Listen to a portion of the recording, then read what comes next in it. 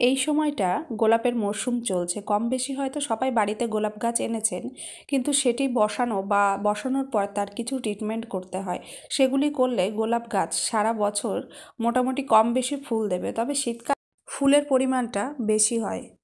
যদি আপনি চান আপনার গোলাপ গাছে মোটামুটি শীতকালে প্রচুর ফুল থাকে, তাহলে আগেই আপনাকে মাটিটি সুন্দর করে তৈরি করতে হবে। মাটির সঙ্গে মিশিয়ে নেবেন ভার্মি কম্পোস্ট অথবা গোবর সার।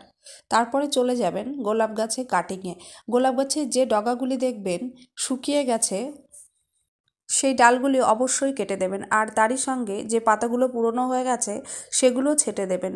এটি যদি আপনি করতে পারেন তাহলে আপনার গোলাপ গাছে প্রচুর পরিমাণে কুঁড়ি আসবে। মাঝে মধ্যে গোলাপ গাছে নিম তেল স্প্রে করবেন। এটি করলে আপনার গোলাপ গাছ পোকামাকড়ের হাত থেকে রক্ষা পাবে। ঘরোয়া খাবার হিসাবে আপনি কলার খোসা ভেজানো জল এবং সপ্তাহে একদিন সরিষার খোল ভেজানো জল গাছে দিতে পারেন।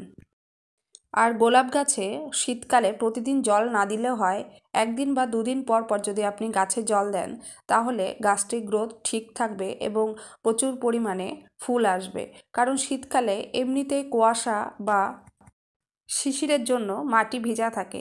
এক্ষেত্রে আপনি দেখে নেবেন যে গোলাপ গাছের মাটির জলটা কতটা শুকিয়েছে। জলটা শুকিয়ে গেলে তবেই কিন্তু গাছে আবার জল দেবেন।